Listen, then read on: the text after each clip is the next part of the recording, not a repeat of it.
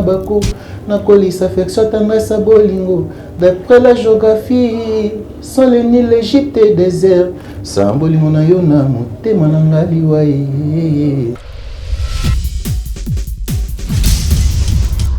aspirine parking ababa amamama talangonge sobeta Don Piero talangonge sekoki ya l'amour yo lakakinga ya bolingo yo prometa kinga kolinga te koma ya oseko kolinga te moto ya kowa ya kana yango malembema bambango basala bandoki bawela biso se malembe oya ngai na mwana mama bolingo tous les temps bolingo vérité Nasa riche na kitoko kasi na bolingo pauvre oh.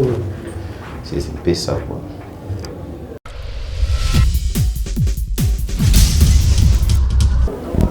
On va vraiment clair déjà. Soit ça on a une balle on a mission moi à Congo. On préfère na imba na JB piano to Kofi. Soit JB soit Kofi. So bon on va passer une chance on a fait na imba na Fali. Déjà de la Bible ba yo ki donc ici à Bozali donc on préfère na yemba un jour na JB piano na Kofi Olomide na Fali Ipupa.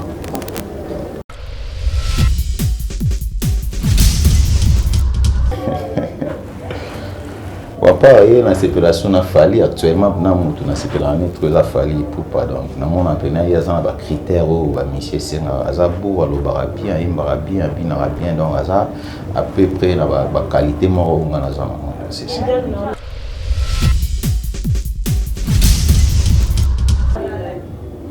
Il donne à ses papa chéri par rapport à charisme. Na sérieux na musala mais na royemba na rumba comprend c'est Kofi Olomide.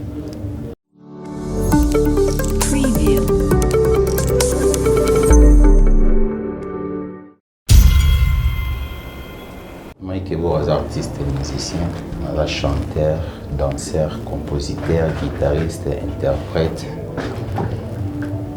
Donc, na bani musique, na orchestre dans des quartiers, Bayolo, Kingasani, Kondo.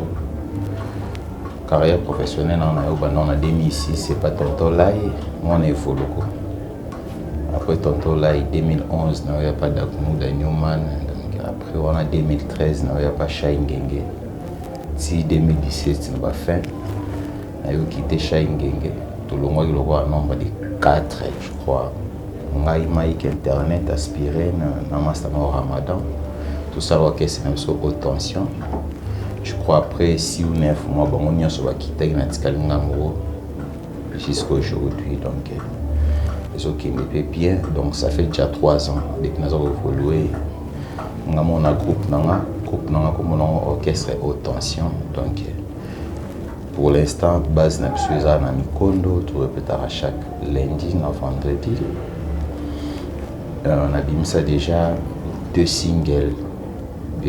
Donc moi ils a déjà dispo na YouTube baroulage na imbela Christian Mankai donc so betkara Mike Ebo officiel na YouTube bozwa yango azo contenir de cet album titre moi za 3e mi-temps je crois ti ba le 15 septembre sauf imprévu et Korobima déjà donc ils a album moi ya 8 titres plus ils a rumba.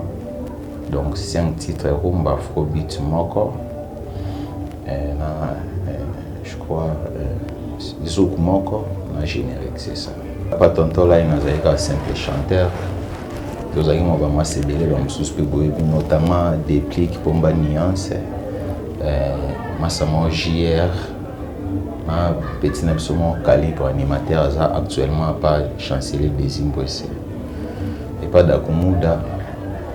Il est bien, on a un mouvement à côté, double CD, Djorkaef, Akoufa, paix à son âme, Babi Magé Matango fort, Azalilo Pafali, Tokotara presque Nzela Morona Sergolène, animatrice membre, Azala pas Kofi, alors Boaka pas Kofi, Tokotara presque Nzela Morona, vous avez un whisky solo, champagne, compas, donc c'est un peu ça. nayemba na album ebimete pour plus ezali plus ba générique ba championnat ba bando chango kate na orchestre mibali wana tout wana et pas tantôt là na salaki je crois ba inani seulement to better album pe malheureusement bima était faute des producteurs musique à Congo en des autres producteurs ba moi passi to bimi sera singlement aux avec semaine je crois lelo lundi pati vita makambo nyonso ebandie bino di kalamuki azobule biso to yembeli lundi premier jour de la semaine utamo kile banda e bongwana kate et pas d'akomuda pe na salaki vocal malheureusement bima watezala soki bolingo ezalaki na bako na kolisa affection tendresse bolingo d'après la géographie sans le Nil l'Égypte et désert sans bolingo na yo na motema na ngali waye. Et donc c'est ça. Donc ça prouve que Mike Bora c'est un artiste et musicien reconnu dans le groupe amené pour te bien la grand pour la ba wera ba JB ba JDT ba Fali tout le monde pour la paper pour envie à la paix tout le monde a parcours musical là. Si artiste préféré dans moi est JB Piana par rapport à charisme donc savoir faire naé mais na oyemba na sepela mingi na Koffi Olomide le patron de la musique polémique. Wapa ye na séparation na Fali actuellement na mutu na séparation très Fali pour pas donc na mon appena ya za ba critères ou ba monsieur senga azabu alobara bien imbara bien binara bien donc aza à peu près na ba qualité moro ngana za c'est ça il donne non c'est papa chéri par rapport à charisme na sérieux na musala mais na oyemba na rumba vraiment c'est Koffi Olomide mais aspirine parking à baba mama talangonge sobeta don Pierrot talangonge sekoki ya l'amour yo la kakinga ya bolingo yo prometa kinga kolinga te koma ya oseko kolinga te moto ya kowa ya kana yango malembema bambango basala bandoki bawela biso se malembe oyangai na mwana mama bolingwa tout le temps bolingwa vérité naza riche na kitoko kasi na bolingo pauvre c'est ça quoi par rapport à niveau na ngana koma pena bo ba artiste congolais ba eskizer na mais na linga pena donc na sa parcours na donc na le kata Michael Jackson pour na mona mtatika bar très haut donc na linga sko na dépasser la situation on a dépassé mais nazalata à peu près et l'obité que ba monsieur congolais ba sala musala mabeto africain mais mutu azalo wa repère na la lukaga non na égalé tout na les cadets c'est ça mais c'est vraiment casse travail mais oui on travaille chaque jour donc secret à musique ça va travail n'andimite que ya simbara soutana ya yesu kwa koma wa koma ki donc c'est ça. Ouais, tobeti ba production tellement belé. Tobeti na ba MDD, tobeti na ba température 40, tobeti na ba Ousmane, tobeti na ba Kinkole, ba Sydney Palace na Maya Pembe, tobeti na Yolo, chez Zozo, tobeti mo ba concert mo belé na ba Kimbuta, ba Fikine. Tobeti mo ba concert belé. Na football, tous on a 2 mi-temps. Première mi-temps, on a deuxième. Troisième mi-temps, ce qu'il y a pour nous, c'est que l'explication européenne, ça, dans le match, tous on a victoire, tous on a nul, na perdant. Comprendre? Mais ce qu'on est tombé dans le match à loisir, et ça là, l'équipe est gagnée dans le Pola. Surtout si quelque part dans la barre de fan, tout ce mois mais la troisième mi-temps, il y a moins donc. Vainqueur na vainqueur azarati on a comme même moral pour fan dit toujours mais c'est ça donc ça le voit moi ambiance donc même moral tout ça qui c'est ça son asimba qui c'est ça ba qui c'est autant surtout bella par moi aspiré moi diclofenac malaria mais qui c'est proprement dit pena non na mon honte na musique na yoka kaka mais oya nga osimba na ndimité na bika une fois je crois et pas Chai Ngenge pour tozara ba deuxième fois tozara pour concurrence za makasi ba deuxième fois tozara 14 ngasko na zelo wa titile masa moko utaye pa vina biso King Kester tanga yaki tellement cher za vina bon ya quartier charge ici tellement cher nga za vina dans quartier azaki trop circa quelque chose il faut à récupérer place wana mais savoir faire na ngai bana toujours comme bundelanga je me suis en pleine répétition donc comme tout na na yemba boy on va na panze kangama o sakana te maison maladi mona tikala obela ta jour monte donc ka ya mati ayembi na nzembo mo pe repesili na okamba mombi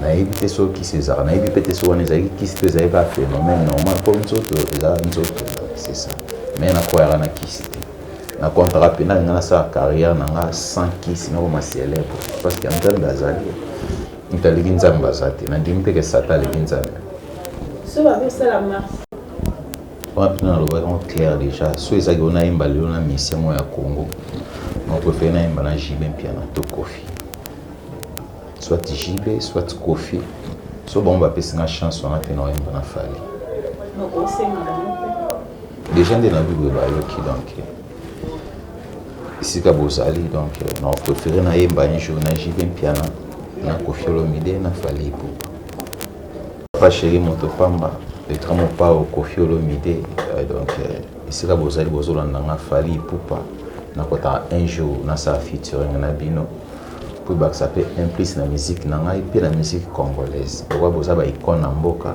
biso pe toza ba étoile montante donc symbiose wana esala bien génération montante na ancienne génération donc ça va implice et ceux qui va bengi yo imba la bango za chanson rumba pour moi ni rumba pena bersa ba cœur mais d'ailleurs non musique na biso Congo proprement dit ils ont des rumba donc on préféré bato na tangi wana so non ça na bon featuring un jour les aka na rumba ndi na se centra pena à l'aise na obimisa savoir faire na nganyos c'est ça na rumba ndo se sentaka à l'aise et puis rapidement que ça biso ba lié esca groupe ils ont répété na numéro moko ba fan non ba ko contacter facilement.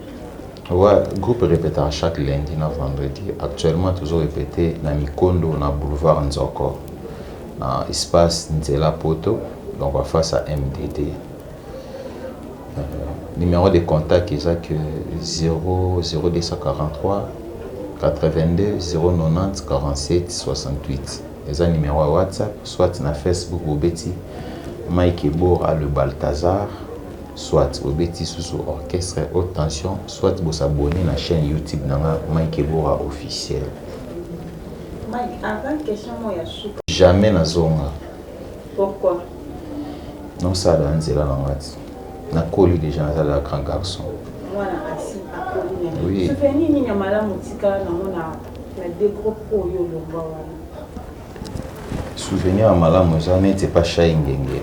So naza lelo o naza pour na 7 ans on a passé pembe na ye aza bosseur donc ye qui pire petit zakita otala te boza petit quartier o ya famille non pour na groupe net on doit imba pour même na ba petit frère né biologique mais ba yemba raté musala no ndé côté là donc a poussanga pena a tombola elongo za kati na na so confiance mo boye ngamo dans les panneaux pena donc Chai Ngenge sikoza. Merci beaucoup donc il a parcours les gars qui tournent on a eu on sa chemin dans les arts pour nous venir na yo quoi pour ce toi quoi j'ai bien piano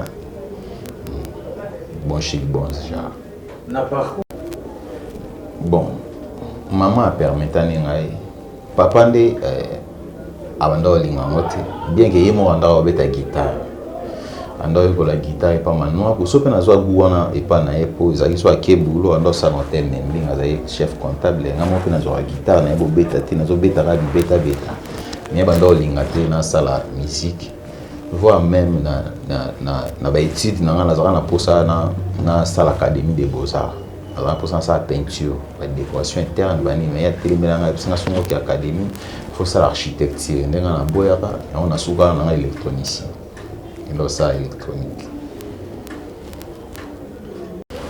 la conclusion, puis l'autre va retenir. L'album n'a pas de troisième mi-temps. On sait que nous consommer et la plateforme et tout, le téléchargement. Donc, c'est un peu ça. Beaucoup de musique à guitare, qu'on a très bien. Donc, beaucoup de musique là. Aimbi bien, musique aimbi kitoko. C'est un peu ça. Afrobeat, moi, pesant, on a aimé les maman. Donc, titre, on a vu les femmes, Boyo Kayango. Ils ont une très belle chanson. On tient la bino pina bonus, moi, la chanson, on a Corona. C'est bon. Ils ont une chanson, on a comme bonus, on a aimé le coronavirus. Pandémie, il s'allirage dans le monde entier. Donc, les apnées à solo photo se protéger, tout respecter les mesures barrières, tout m'y battre là. Donc, c'est ça quoi. Si les Congolais, ils ont évolué très bien. Après, nous au monde là, les lots, les talents, les bélés, les chaînes, les bimés, les bélés, ils ont émergé. Parce qu'on a des talents, notamment les innocents, les gays, mawete.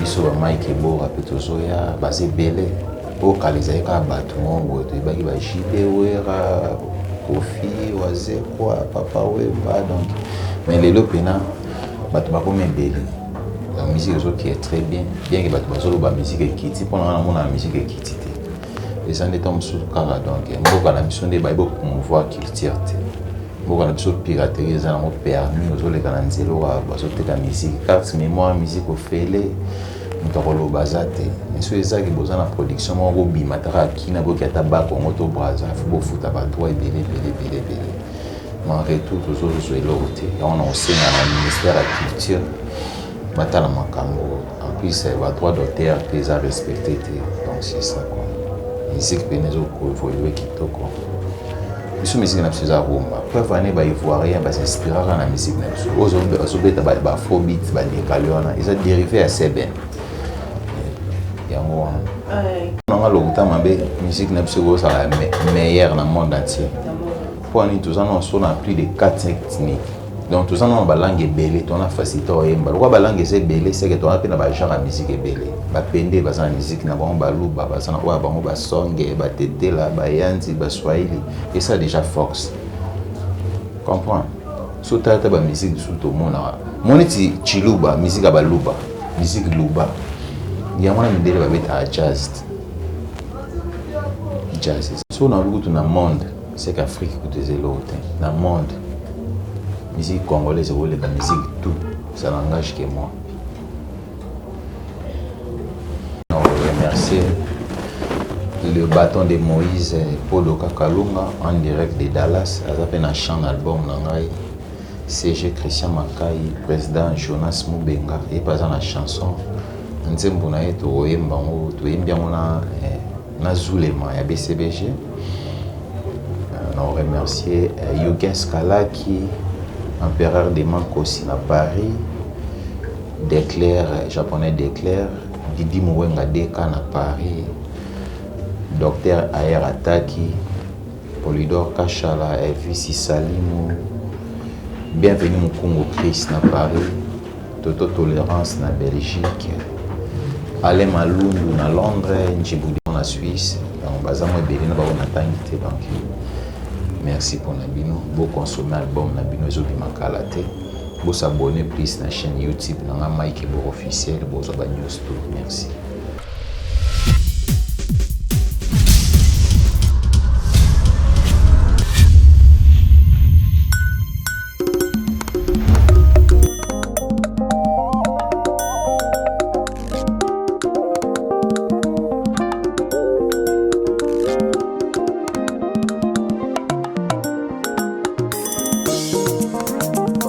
Kosila mokolo nini Nzambe na ngai yanga penzole kosila kotanga mokolo nini ya Yesu naluki yo bisika nyonso na balosambo bieno eza te naluka yo wapi Yesu na ngai ngai oyo nalela nani Nzambe na ngai